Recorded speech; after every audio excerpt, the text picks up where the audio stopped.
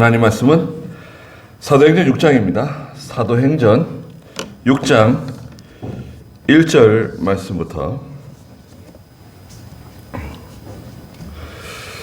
사도행전 6장 1절 말씀 7절까지 교도하지 말고 한꺼번에 같이 읽으시자고요. 저같이 몇 절 안 되니까 7절까지 1절부터 읽겠습니다. 시작. 그 무렵에 제자들이 더 늘어났는데 헬라파 유대인들이 히브리파 사람들에 대하여 불평하니 이는 자기네 과부들이 매일 구제에서 소외되었기 때문이었다. 12 사도가 제자들의 무리를 불러 놓고 말하기를 우리가 하나님의 말씀을 제쳐놓고 음식 봉사를 하는 것은 옳지 않다. 그러므로 형제들아 너희 가운데 성령과 지혜가 충만하고 인정받는 사람 7명을 택하라. 우리가 이 일을 그들에게 맡기고 우리는 기도와 말씀을 전하는 일에 전념하겠다라고 하였다. 모든 무리가 이 말을 기뻐하여 믿음과 성령이 충만한 사람인 스데반과 빌립과 브로로고와 니가노르와 디몬과 바메나와 유대교로 개종한 안디옥 사람 니골라를 뽑아 사도들 앞에 세우니 사도들이 기도하고 그들에게 안수하였다. 하나님의 말씀이 계속 퍼져 나가서 예루살렘에 있는 제자들의 수가 크게 늘어났으며 많은 제사장의 무리도 이 믿음에 순종하였다. 그랬습니다. 인정받는 사람 7명인데요. 사도행전 6장 2절에서 드디어 집사라고 하는 그 제도가 생겨나는 그 근거가 만들어졌습니다. 집사. 집사라고 하는 제도는 그 교회에서 중요한 위치를 차지하고 있죠. 집사라고 하는 말은 죄송하지만 들어주세요. 디아코노스라고 하는 단어인데요. 디아코노스. 이게 이제 일꾼이라고도 표현되고요. 종이라고도 표현되고 하인이라고도 표현되는데 원래 그 디아코노스라고 하는 단어는 먼지 가운데서 먼지 구덩이에서 일하는 사람이라는 뜻을 가지고 있습니다. 그래서 이제 특별히 교회는 목사가 있고 장로가 있죠. 그 목사 1인과 장로 1인이면 당회가 구성됩니다. 당회는 반드시 목사 1인과 장로 1인 이상이 되어야 당회가 구성됩니다. 당회가 있는 교회를 조직교회라고 말하고 당회가 없는 교회를 미조직교회라고도 말합니다. 그 조직교회는 좋은 교회고 미조직교회는 좋지 않은 교회다. 이런 의미는 아닙니다. 당회가 있는 교회는 조직교회다라고 말합니다. 그래서 당회는 결정기관이에요. 당회는 결정하는 기관입니다. 어떻게 사업을 결정하고 어떤 일 처리를 결정하는 기관이고, 그 다음에 집사는 재직회라 그래요. 집사는 재직회라 그러는. 재직회는 그 결정한 것을 실행하는 기관입니다. 실행기관이에요. 재직회는. 그래서 이제 특별히 재정을 이제 집행하는 기관, 재정을 실행하고 관리하는 기관, 또 어떤 교회에서 중요한 사업을 이제 실제로 직접 이제 일을 주관하는 기관이 이제 재직회입니다. 당회장은 목사가 당회장이고요. 재직회의 의장도 당회장이 맡습니다. 그렇게 해서 이제 회의를 진행하면 되고 결정하면 되는 것입니다. 그래서 당회도 그 다수결의 원칙이고요. 재직회도 다수결 원칙입니다. 그러나 대신 다수결로 하지 말고 교회는 이렇게 만장일치로 하는 게 좋아요. 만장일치로 하는 게 좋고, 만장일치가 잘 안 되면 억지로 일을 하지 말고 좀 기도해보고 한 주간, 2주간, 한 달, 2달, 또 1년이 지나면 어때요? 그래서 억지로 하지 말고 기도해서 만장일치가 되는 쪽으로 일을 하는 게 좋습니다. 왜 그러냐? 왜 그러냐면 교회는 그 투표를 해가지고 다수결로 하게 되잖아요. 그럼 이긴 사람, 진 사람이 생겨요. 그게 뭐 이긴 사람이냐, 진 사람이냐, 뭐 이렇게 말하지 않을 수도 있지만 느끼기에는 이긴 쪽, 진 쪽이 생긴단 말이죠. 그럼 이게 갈려요. 이긴 파, 진 파 이렇게 갈리게 돼 있어요. 처음에 괜찮은데 이게 자꾸 반복되다 보면 교회가 분열이 일어날 수 있습니다. 안 좋아져요. 서로 감정적으로 기분이 안 좋아요. 됐은 대로 다수결로 하지 말고 다 의견이 하나가 돼가지고 만장일치로 이렇게 일을 처리하는 게 좋습니다. 교회는 일 처리할 때 다수결로 하는 게 좋아요. 다수결로 할 수 있는데 다수결로 하는 그 장치가 이제 민주주의 장치거든요. 민주주의는 다수결입니다. 교회는 민주주의 아닙니까? 또 누가 그래요? 교회는 민주주의 아닙니다. 교회는 민주주의로 하는 게 아니에요. 절대로 민주주의가 아닙니다. 다수결을 사용할 수는 있지만 민주주의는 아니에요. 민주주의라고 하는 것은 뭐냐면은 그 국민이 주인이라는 뜻이잖아요. 예. 국민이 주인이 되는 게 민주주의입니다. 그게 권력이 국민으로부터 나온다는 뜻을 가지고 있죠. 권력은 국민으로부터 나온다. 그게 민주주의입니다. 교회는 하나님이 다스리는 주의예요. 하나님주의고 성경 제일주의고 예수 믿고 하나 살아가는 주의입니다. 그래서 교회는 그렇다고 해서 목사가 마음대로 해서 하는 말도 아니고 목사가 하는 일은 교인들이 이해할 수 있어야 돼요. 예. 목사가 교인들은 잘 모르니까 내가 한다 이렇게 해가지고 일을 독단적으로 하게 되면 반드시 문제가 생길 수 있습니다. 어떤 교회는요, 지금 제가 이렇게 서론적으로 말씀드리는 여러 가지 이유가 있어요. 우선 들어두세요.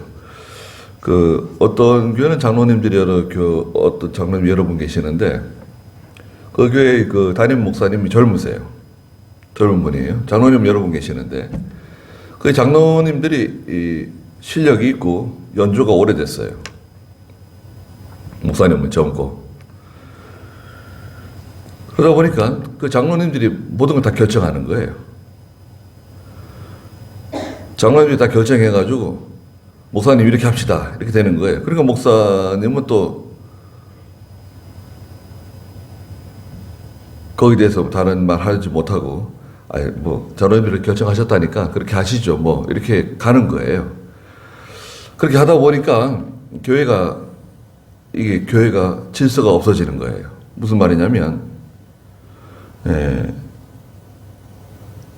당회장이 목사인데 나이가 젊어도 나이가 어려도 그 당회장이 목사인데 목사가 결정하는 게 아니라 장로가 결정하는 것이 돼버렸어요. 그럼 어떻게 되느냐? 교회는 일을 하다 보면 시험이 많습니다. 그래서 복잡하고 어려운 문제가 생길 수 있어요. 처음에는 문제 없이 시작했는데 시간이 지나다 보면 이게 일이 잘 안 되거나 복잡해지고 또 여러 가지 어려워질 수 있어요. 그러면 그 책임은 누구한테 가느냐? 그 책임은 장로님들한테 가는 게 아니에요. 다 몽땅 그 책임은 다 목사한테 갑니다. 이게 다 목사 책임으로 되는 거예요. 왜? 당회장이니까. 일을 그런 식으로 하면 안 된다 이거죠. 절대 그렇게 하면 안 됩니다. 장로님들이 경험이 많고 이 일을 잘 처리하시더라도 장로님들이 결정을 해가지고 목사님께 보고를 해가지고 재가를 맞는 식으로 해야 돼요. 그래서 이거 목사님이 결정하신 거다. 목사님이 이렇게 하기로 말씀하셨다. 목사님이 이렇게 하기를 원하신다. 이렇게 해가지고 일을 처리하면 그 교인들이 다 동의를 해요. 문제가 안 생깁니다. 그럼 장로님들도 짐을 벗어요. 이거 장로님들이 이렇게 했다. 이렇게 되면 이제 문제가 되는 거예요. 네. 그러면 이제 장로님들이 당회장이 되고 목사는 뭐 강도사님이나 부교자가 되는 거예요. 그러면 안 되잖아요. 그건 정상적인 교회가 아닙니다. 질서가 안 되는 거예요. 그러니까 어떤 일을 결정할 때는 꼭 그 목사를 통해서 목사가 기도해가지고 목사가 그것을 결정하도록. 그래서 이것은 목사님이 결정하신 겁니다. 목사님이 이렇게 하는 것을 원하십니다. 이렇게 해서 일을 추진하면 그 일은 어지간하면 큰 문제가 생기지 않습니다. 예. 그렇게 일이 되도록 해야 돼요. 가정에서도 예. 아버지보다 어머니가 실력 있는 가정들이 있습니다. 어머니도 공부도 많이 하고 어머니가 아버지보다 돈도 더 잘 벌고 뭐 이런 집들이 있어요. 예. 그래서 자녀들이 말이죠. 아버지는 싹 무시하고 엄마만 존경하고 엄마 말만 듣고 그런다고 하면 그 가정은 정상적인 가정이 될 수 있을까요? 그러면 그 가정은 이제 어려워지는 겁니다.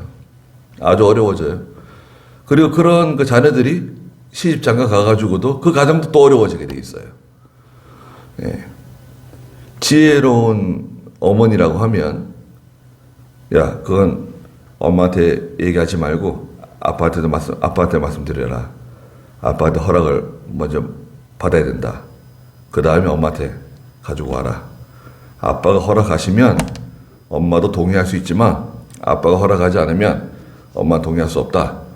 이런 식으로 해서 그 질서를 잡아놔야 돼요. 그러면 또 아버지가 자기보다는 아내가 더 생각이 깊고 또 여러 가지 경험이 많고 많은 걸 알 수 있다. 그러면 글쎄 그건 아빠가 생각하기에는 엄마가 결정하는 게 좋을 것 같은데 그래 알았다.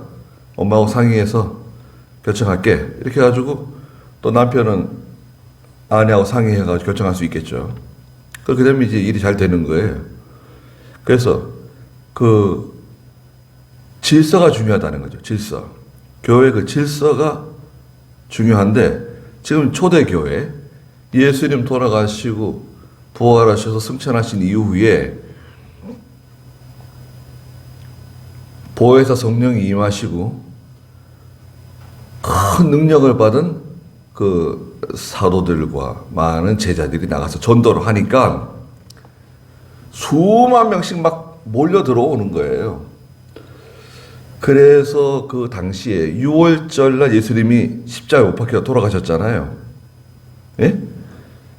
그런데 얼마나 많은 사람들이 그 6월절을 지키기 위해서 여러분 들어보세요. 그 6월절을 지키기 위해서 그 주변에 흩어져 있는 유대인들이 여러 나라들 그 유럽에 아시아 쪽을 해가지고 심지어는 아프리카까지 흩어져 있던 유대인들이 6월절을 지키기 위해서 예루살렘으로 다 모여오는데 얼마나 많은 사람들이 왔을까? 예. 그 갈릴리 지역이라든지 또 이 예루살렘 지역에 특히 예루살렘의 부근에 100만 명 이상 사람들이 말하자면 텐트를 치고 텐트 있잖아요. 텐트를 다 치고 뭐 지금 뭐 이렇게 호텔이 잘 돼 있고 그렇지 않잖아요. 그 인근에 살고 있는 여러 나라에 흩어져 있는 그 고난이 많아가지고 그 유대인들 흩어졌잖아요. 그래서 흩어진 유대인들이 그 유월절을 지키기 위해서 다 예루살렘으로 모여오는데 최소 100만 명 이상 모여왔을 것이다 라고 예측을 해요.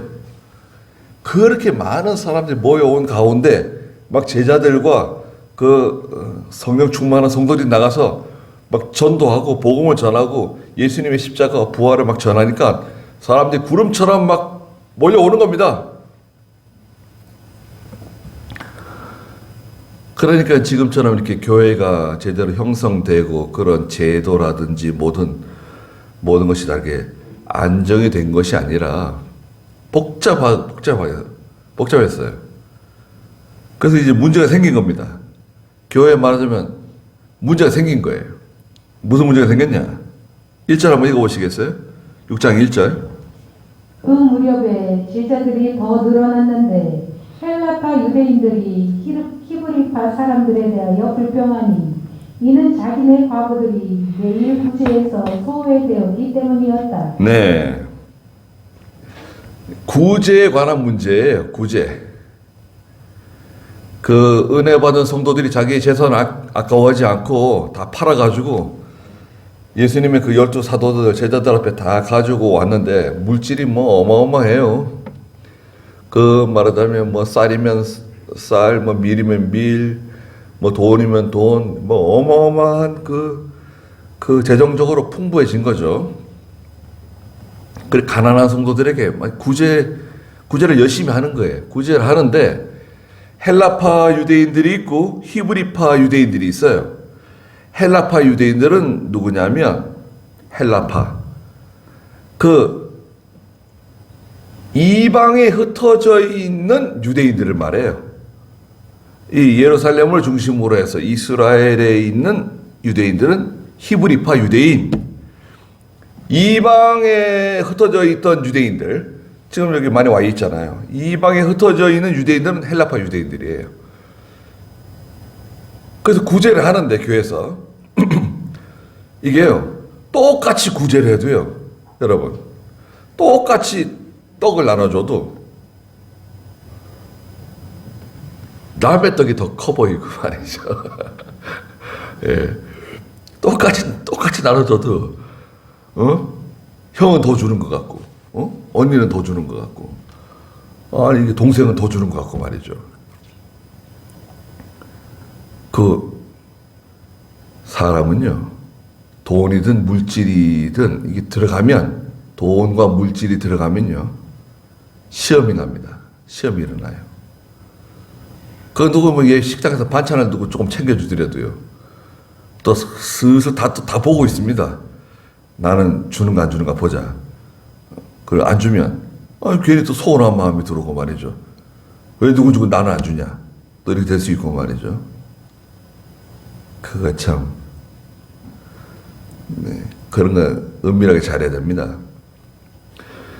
똑같이 나눠주더라도 원망이 생기는데 누가 원망이 생기느냐 하면 이 히브리파 유대인들은 별로 그렇게 뭐 그게 대단하게 생각하지 않는데 그 이방에 흩어져 있는 그 먼 타국에서 지내는 유대인들은요 자기들을 무시하는 것 같고 말이죠. 자기들은 덜 주는 것 같고 왜 그 히브리파 유대인들에게는 저렇게 잘해주면서 우리는 이렇게 무시하냐? 왜 소외시키냐?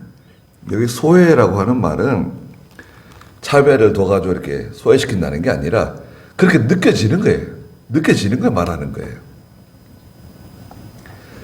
그러니까 이게 막 원망불평이 돼가지고요. 시험을 일으키는 거예요. 교회에 막 시험이 나가지고 막 불평이 있고 그냥 서로 그냥 은근히 다투고 싸우고 말이죠. 뒤에 가서는 막 서로 다투고 싸우는 거예요. 그게 또 이제 사도들에게 보고가 더 들어오고 그리고 이 물질이 들어가면 소외감도 생기고 또 욕심이 들어옵니다. 욕심이 들어오잖아요. 그 조금 좋은 것을 자기가 먹고 싶고 좋은 것을 자기가 갖고 싶고 또 욕심도 들어오고 또 사도들이 아무리 공정하게 해도요 제가 말씀드린 것처럼 똑같이 줘도 이거는 남의 떡이 더 커 보이는 거예요. 그러니까 이제 2절에 12사도가 제자들의 무리를 불러놓고 말하기를 우리가 하나님의 말씀을 제쳐놓고 음식 봉사하는 것은 옳지 않다. 이게 중요한 겁니다. 사도들이 또 다른 제자들이 많이 있잖아요. 사도들의 제자들도 있고 또 예수님의 또 다른 제자들도 많이 있었습니다. 제자들 불러놓고 우리가 하나님 말씀 제쳐놓고 제일 중요한 게 뭐냐. 여기 4절에 있는 것처럼 우리는 기도와 말씀 전하는 일에 전념하겠다. 하나님의 일을 하는 사람은요, 제일 중요한 게 기도하고 말씀 전하는 일입니다. 다른 건 뭐 아무리 잘해도 소용없어요. 제일 중요한 게 뭡니까? 아니, 목사가 김장배추 잘해요. 또 어떤 교회 목사님은 김장 배추를 잘한대. 김장 배추 잘하는 목사님이 뭐가 필요할까요? 어디 필요할까요? 김장 배추 잘하는 목사님. 무만 심었다면 무가 그냥 발뚝 많은 무가 막 자라라고 말이죠. 무농사 잘하는 목사님. 어떤 목사님 들깨 농사를 잘하는 목사님. 들깨를 뭐 얼마나 잘하는지 그냥 콩을 잘해가지고 콩 타작할 때마다 콩을 떡에다 넣고 말이죠. 떡잔치를 벌이고.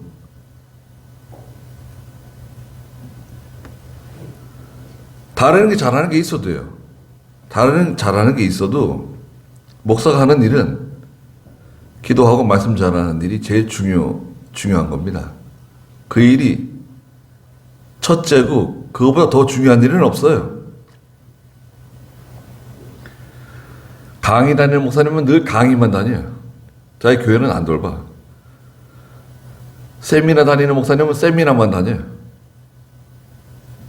누굴 위해서 세미나 다니는 건가요? 뭐 때문에 세미나를 다니는 거예요? 세미나 중독이에요. 세미나 여러분 한번 생각해 보세요. 목사가 세미나를 간다. 그러면 그 세미나에 들어가는 기본 회비를 교회에서 내줘요. 그 다음에 그 차량 경비 내줘요. 또 세미나 거기서 지내는 동안에 필요한 식대라든지 필요한 기본 또 그 비용을 또 대줍니다. 교회에서. 그리고 나서 그 목사님이 거기 가서 뭘 하는지 교인들은 아무도 몰라요. 모르잖아요. 양심껏 자기가 최선을 다해서 열심히 한다 그러면 뭐 큰 문제는 안 되겠죠. 그러나 그것도 1년에 뭐 한두 번이지.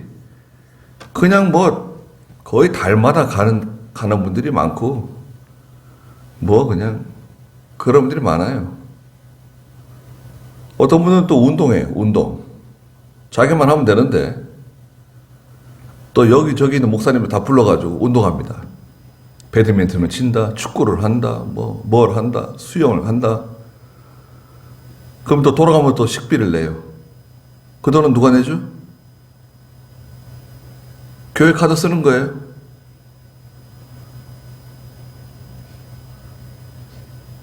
교인들은 잘 못 느끼죠.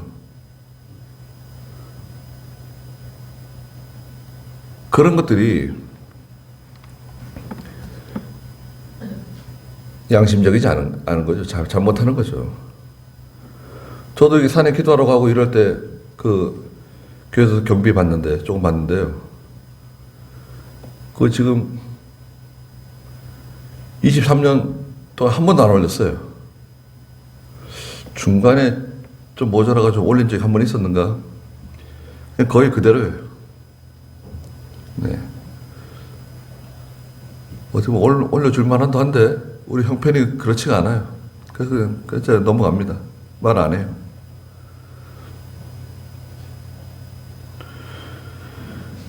그런 것들이 중요합니다. 아주 별거 아닌 것 같아도요. 하여튼 물질 문제가 들어가면 막연히 시험해요. 돈 문제가 들어가면 막연히 시험합니다. 그런 걸 잘 처리해야 돼요. 아주 예민하게. 그 사도들이 분명히 잘 깨달은 거예요. 이것은 우리가 하나님 말씀 제쳐놓고 그거 뭐 굳이 하느라고 말이죠. 밀가루 뭐 나눠주고 뭐 양식 나눠주고 뭐 이렇게 나눠주고 이런 거 그 많은 사람들 그거 다 그렇게 분배해주고 그거 얼마나 복잡합니까? 그 교회는 적당한 여유가 되면 부교육자가 있으면 좋고 또 전도 부인이 있으면 좋아요. 전도 부인이 있으면 전도 부인들이 하는 일이 많습니다. 구제하는 일이라든지 그 가정을 살피는 일이라든지 그 가정의 아이들을 파악하는 일이라든지 그런 일들이 아주 좋아요. 그래서 전도 부인들을 통해서 구제하고 또 목사가 직접 할 수도 있지만 구제하는 일들 공평하게 잘 이루어지도록 또 여기는 얼마 줬다 너는 얼마 받아라 이런 식으로 하면 안 되죠. 그럼 오픈할 필요가 없어요. 공개할 필요가 없어요. 3절에 그러므로 형제들아 너희 가운데 성령과 지혜가 충만하고 인정받는 사람 7명을 택하라. 우리가 이 일을 그들에게 맡기겠다. 자, 어떤 사람 택하라 그랬습니까? 첫째는 뭐죠? 성령이 충만하고, 두 번째는 지혜가 충만하고, 세 번째는 인정받는 사람. 여기서 이렇게 간단하게 집사의 자격을 얘기했어요. 그 이제 실제로는 이제 디모데전서에 가면 이제 집사의 자격에 대해서 구체적으로 나오죠. 거기 한번 읽어볼까요? 디모데전서 3장 8절부터 한번 읽어보시겠어요? 디모데전서 3장 8절 읽어보세요. 이와 같이 집사들도 존경할 만하며 일부 이언을 하지 않고 많은 포도주에 빠지지 않으며 부정한 믿음을 탐내지 않고 깨끗한 양심의 믿음의 비밀을 간직한 자라야 한다. 이런 이들을 먼저 시험하여 보고 그 후에 실망할 것이 없으면 집사의 일을 하게 하여라. 이와 같이 여자들도 존경할 만하고 그 여집사입니다. 여집사. 비방하지 않으며 절제하고 모든 일에 신실한 자라야 한다. 집사들은 한 아내의 남편이며 자녀와 자기 집을 잘 다스리는 자라야 한다.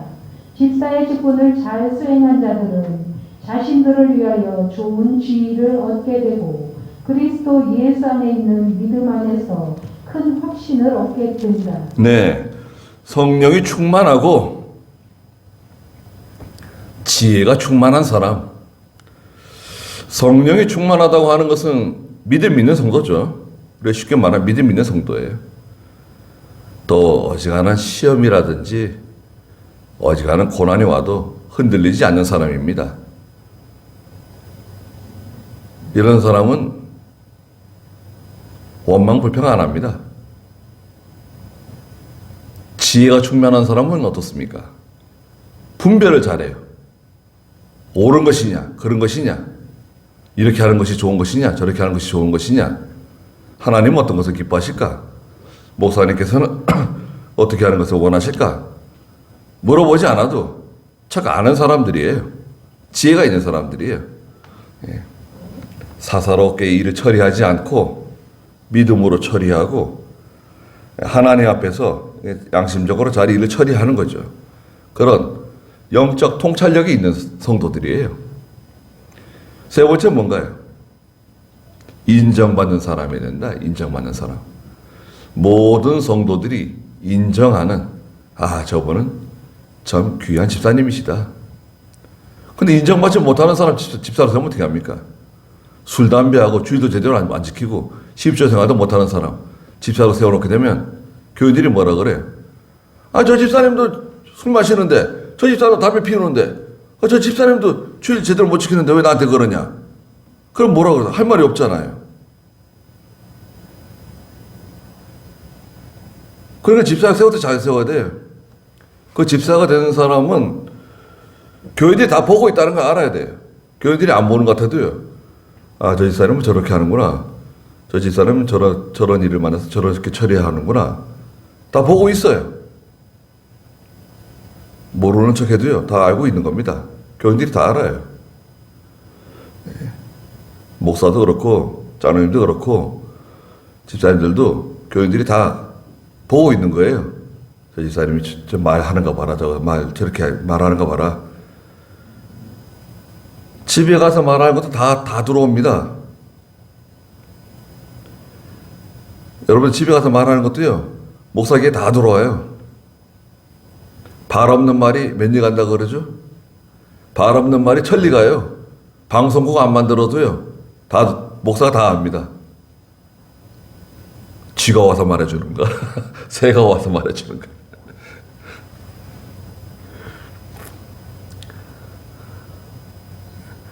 이병규 목사님도요. 누구 부르잖아요.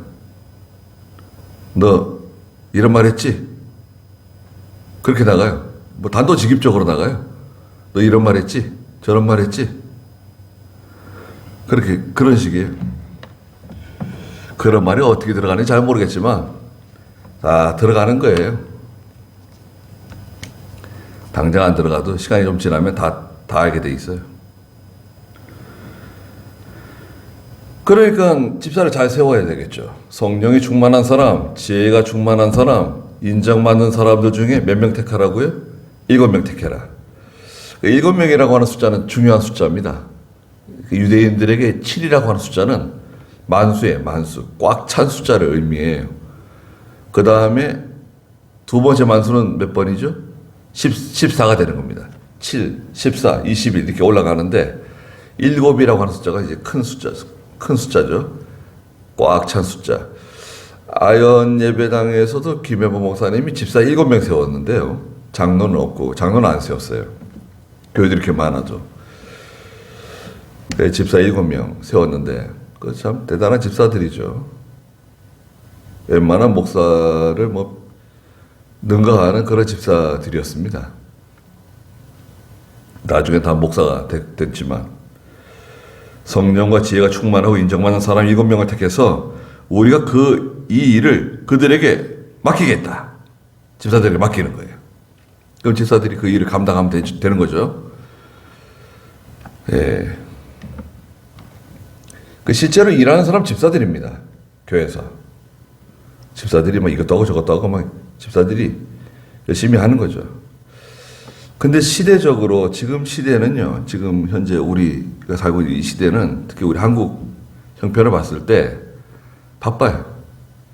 다 바쁘고 생활이 아주 타이트하고 자기 식구들 얼굴 보기도 힘들고 제대로 이렇게 밥상머리는 앉아서 얼굴 보고 제대로 아침 일찍 출근하고 학교 가고 이렇게 바쁘게 살아가고 있기 때문에 빠듯하잖아요, 모든 게.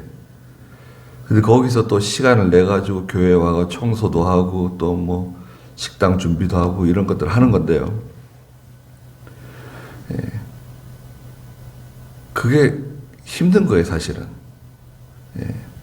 그런 기본적인 것들을 하는 것도 아주 힘들어요. 최소한 저는 그렇습니다. 제가 당회장으로서 목사로서 저는 집사님들에게는 될 수 있는 대로 교회 부르지 않으려고 애를 쓰는 겁니다. 제가 막 일하고 있으면요, 저기 우리 장로님이나 이쪽 주변 분들이 왜 장로님 안 부르세요? 왜 집사님도 안 부르고 목사님이 다 하고 있냐고 그럽니다. 왜? 여느 교회나 어디든지 간에 목사하는 일은 거의 없어요. 다 집사님들이나 장로님들이 다 하는 거지 목사가 교회에서 뚝딱거리고 일하고 그런 일은 없습니다. 특이한 거죠. 아주 특이한 경우에 우리가 특이한 건지 하여튼 저는 그렇습니다. 됐은 대로 다들 자기 할 일이 있고 바쁘시기 때문에 그 일에 대해서는 제가 많이 그것을 상쇄하는 거예요. 그래서 교회는 너무 많은 프로그램이라든지 복잡하게 만들어가지고 교인들을 힘들게 하면 안 될 것 같아요. 그렇게 하면 안 됩니다. 주일 잘 지키고 또 피곤한 가운데서 새벽에 일어나서 기도하고 또 수요일 예배 참석하고 이런 것만 해도 참 잘하는 겁니다. 또 12조 생활하고 그 정도만 해도요 참 잘하는 거예요. 또 자기 돌아가면서 한 달에 한두 번 이렇게 청소하고 그런 것도 쉽진 않지만 잘 감당하고 있잖아요. 얼마나 귀한 겁니까? 그거 다 하나님이 갚아주세요. 그 귀한 일입니다. 그래서 그걸 맡기는 거예요. 장로님에게 맡기고 장로님한테 맡기고 집사님한테 맡기고 집사님한테 맡기고 그 장로님들이 잘하면 좋습니다. 장로님이 일을 잘하는 장로님이 계시면 그 교회는 성장해요. 또 교회가 장로님이 문제를 일으키면 그 교회는 주저앉는 거예요. 그런 게 많습니다. 자기는 꽤나 잘한다고 하는데 목사 힘들게 하고 문제 일으키고 당파 만들고 그런 장로님들이 의외로 많아요. 총에서 막 치리하고 이래도 지 고집대로 나가는 장로들도 있어요. 아유, 그런 거 보면 결국에는 다 실패하고 맙니다. 나중에 후회하면 뭐 하겠어요? 교회 다 어렵게 만들어 놓고 목사 다 상처 주고 자기도 안 되고 자네들도 안 되고 그 자네들이 잘 안 되더라고요. 그 자네들이 복을 못 받아요. 보니까. 근데 그 장로님들 중에 잘하는 분들이 있습니다. 그 목사 잘 받들고 그 일처리 잘하고 참 그 귀한 장로들인데 그런 장로님들 보면은 교회가 달라져요. 교회가 야 저분이 장로님 되시기 천만 잘 됐다. 총에 소문이 납니다. 교회가 확 다 달라져요. 그 집사님들도 마찬가지입니다. 여러분들 잘 모르시지만 성종교회 집사다. 그러면은 다른 교회에서 보는 시각이 있습니다. 그 나은기 목사가 심호하는 교회 성종교회 집사다. 그러면은 다른 교회에서 잘 몰라도 기본적으로 보는 시각이 있어요. 어떻다. 그런 것들은 선전해가지고 되는 게 아닙니다. 오랜 시간 동안 이게 다 축적이 되는 거예요. 소문이 나는 거예요. 또 어디 가니까요. 어떤 목사님이 우리 교인에 대해서 얘기를 하는 거예요. 우리 교회 집사님에 대해서 얘기를 하고 저도 얘기를 하는 거예요. 그렇다면서 얘기를 해요. 제가 깜짝 놀랐어요. 별남의 소리가 다 들어가고 있네. 그런 생각이 들 때가 있습니다. 그리고 우리가 하는 말이요. 다 돌고 돕니다. 말도 조심해야 되고 우리 행동을 조심해야 됩니다. 좋은 말도 돌아가지만 안 좋은 말도 돌아가요. 성령과 지혜가 충만하고 인정받는 사람 7명 택해서 그 사람들에게 그 사도들이 하는 일을 다 맡겨라. 예, 좋죠? 예, 근데 맡기는데 그 질서를 따라서 맡기는 거예요. 사도들이 있고 그 사도들이 그 일을 다 지시하고 통제하는 거죠.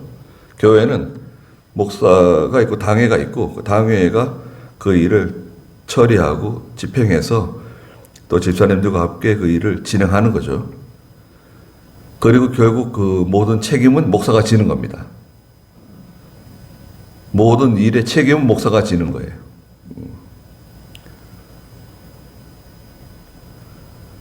4절에 우리는 기도와 말씀 전하는 일에 전념하겠다. 이게 최선입니다. 기도와 말씀 전하는 일에 전념하는 거. 야, 이거만큼 귀한 게 없어요.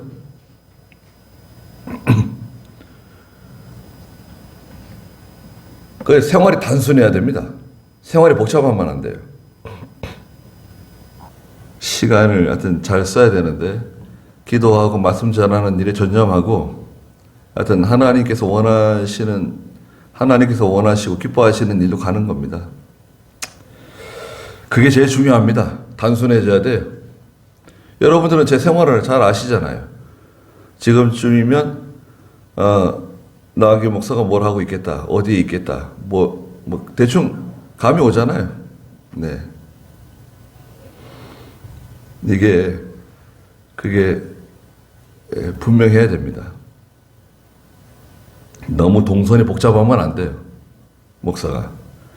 5절에 모든 무리가 이 말을 기뻐하여 믿음과 성령이 충만한 사람인 스데반 집사, 스데반 있죠?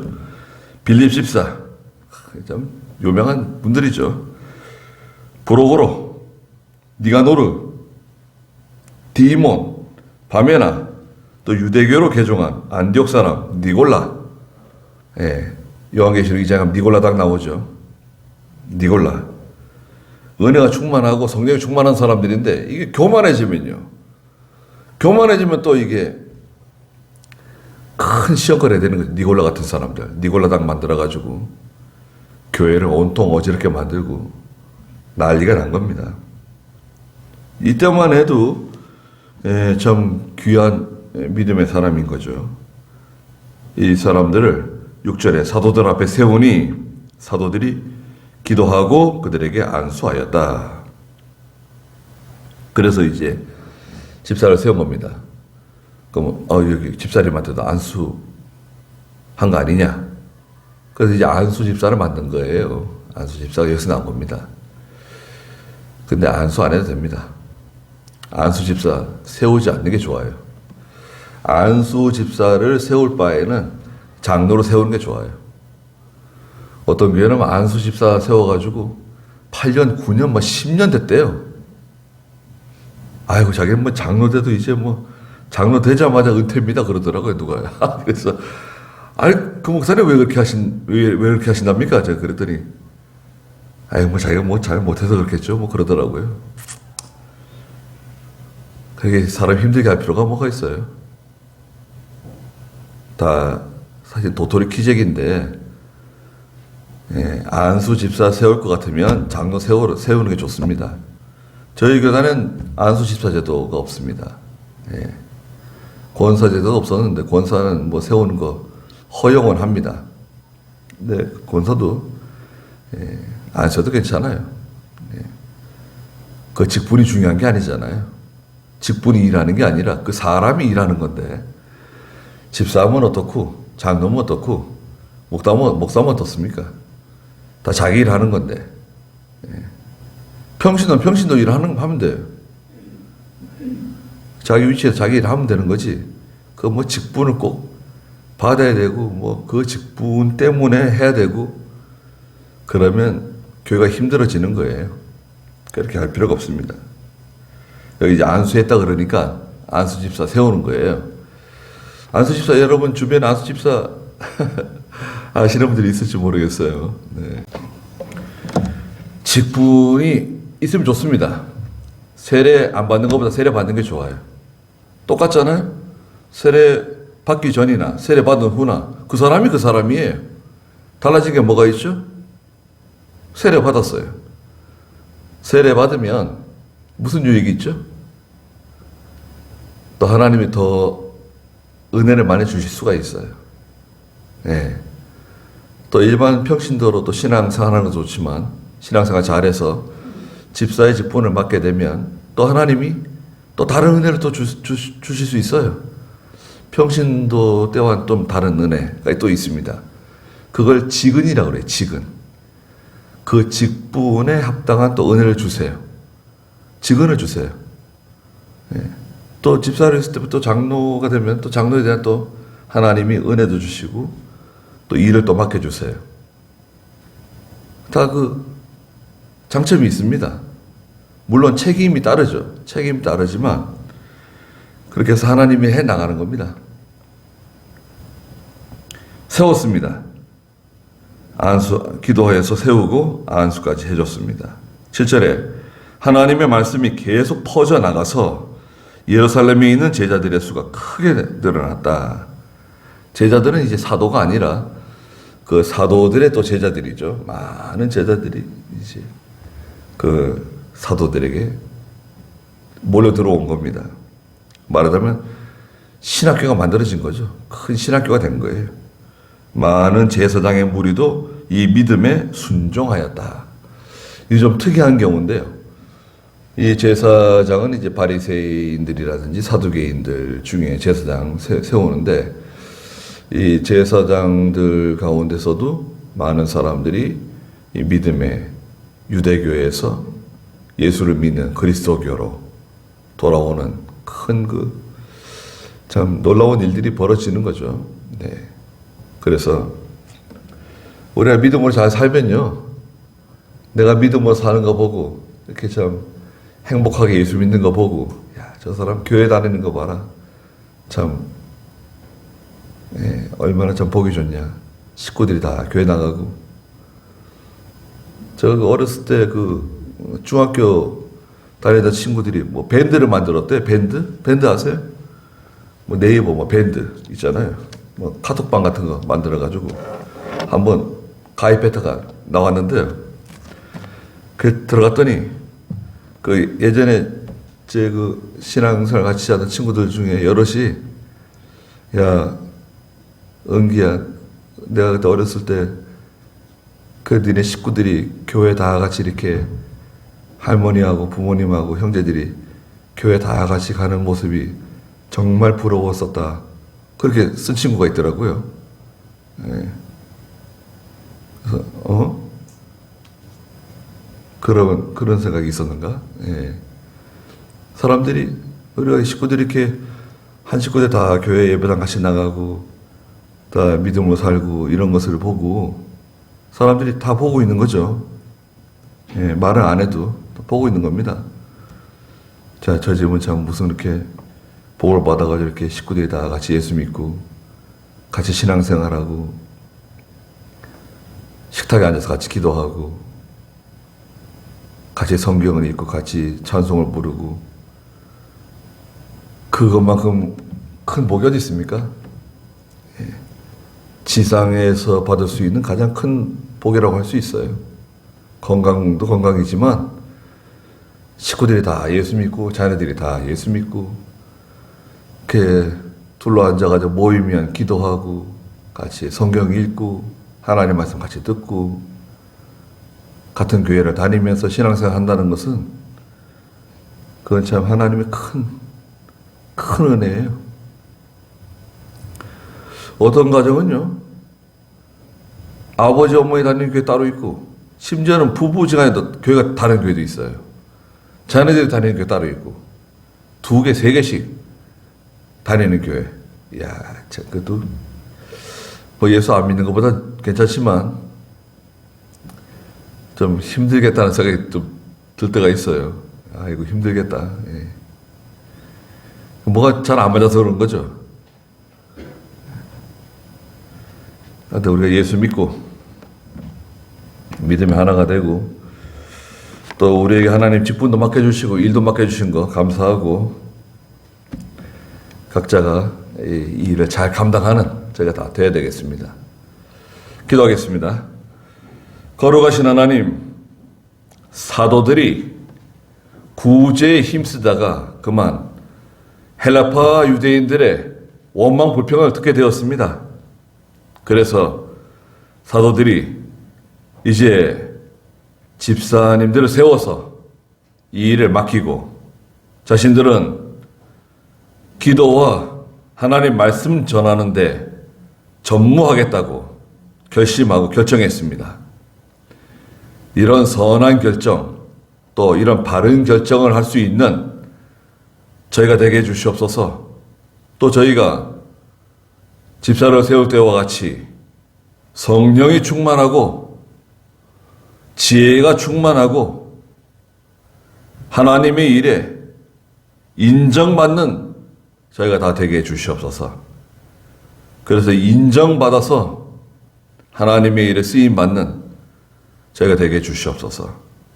또 저희 송정교회를 하나님 세우셨사오니 이 교회가 주님 재림하실 때까지 성장하며 발전하며 특별히 사랑하는 성도들이 동시에 하나님께서 주시는 놀라운 은혜와 축복을 다 받을 수 있도록 하나님 함께 해주시고 가정과 자녀들에게 은총을 내려주시옵소서.